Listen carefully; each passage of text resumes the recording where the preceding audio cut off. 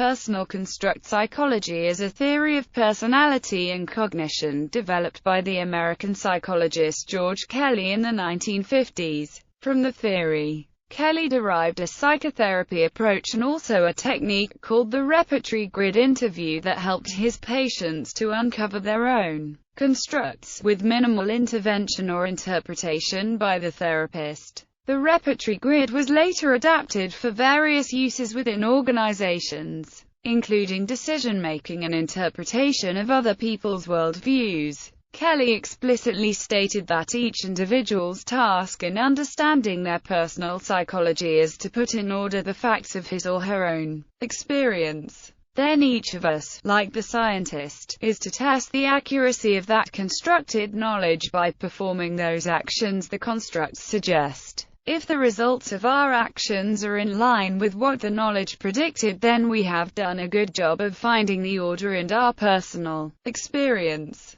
If not, then we can modify the construct, our interpretations or our predictions, or both. This method of discovering and correcting our constructs is simply the scientific method used by all modern sciences to discover the truths about the universe we live in. People develop constructs as internal ideas of reality in order to understand the world around them. They are based on our interpretations of our observations and experiences. Every construct is bipolar, specifying how two things are similar to each other and different from a third thing. They can be expanded with new ideas. The UK Council for Psychotherapy, a regulatory body, classifies PCP therapy within the experiential subset of the constructivist school. Principles. A main tenet of PCP theory is that a person's unique psychological processes are channeled by the way he anticipates events.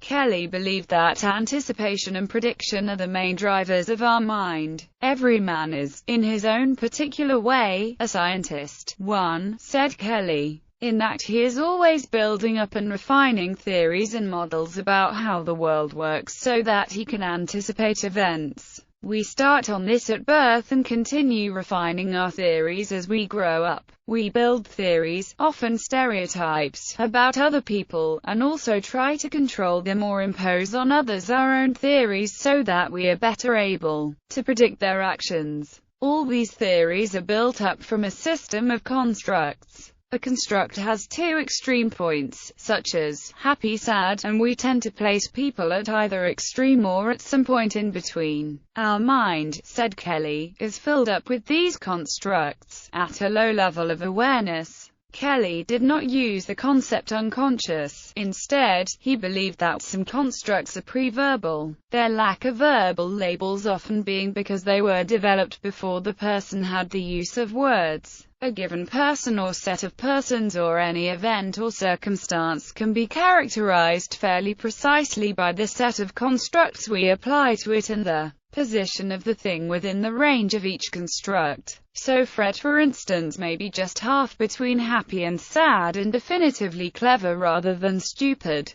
The baby above may have a pre-verbal construct, doesn't come when I cry. Constructs are applied to anything we put our attention to, including ourselves, and also strongly influence what we fix our attention on. We construe reality constructing constructs. Hence, determining a person's system of constructs would go a long way towards understanding him, especially the person's essential constructs that represent very strong and unchangeable beliefs, and also the constructs a person applies to him or herself. Therapy approach. Kelly believed in a non-invasive approach to psychotherapy, rather than having the therapist interpret the person's psyche, which would amount to imposing the doctor's constructs on the patient. The therapist should just act as a facilitator of the patient finding his own constructs. The patient's behavior is then mainly explained as ways to selectively observe the world, act upon it and update the construct system in such a way as to increase predictability. To help the patient find his constructs, Kelly developed the Repertory Grid interview technique. The Repertory Grid. To build a repertory grid for a patient, Kelly would first ask the patient to select about 7 elements whose nature might depend on whatever the patient or therapist are trying to discover. For instance, 2 specific friends, 2 workmates, 2 people you dislike, your mother and yourself, or something of that sort. Then, 3 of the elements would be selected at random, and then the therapist would ask, in relation to, in which way are 2 of these people alike but different from the third? The answer is sure to indicate one of the extreme points of one of the patient's constructs. He might say, for instance, that Fred and Sarah are very communicative whereas John isn't. Further questioning would reveal the other end of the construct and the positions of the 3 characters between extremes. Repeating the procedure with different sets of 3 elements ends up revealing several constructs the patient might not have been fully aware of. The repertory grid itself is a matrix where the rows represent constructs found, the columns represent the elements, and cells indicate with a number the position of each element within each construct. There is software available to produce several reports and graphs from these grids. Organizational applications of the repertory grid technique. PCP has always been a minority interest among psychologists. During the last 30 years, it has gradually gained adherents in the US, Canada, the UK, Germany, Australia, Ireland, Italy and Spain. While its chief fields of application remain clinical and educational psychology, there is an increasing interest in its applications to organizational development, employee training and development, job analysis, job description and evaluation.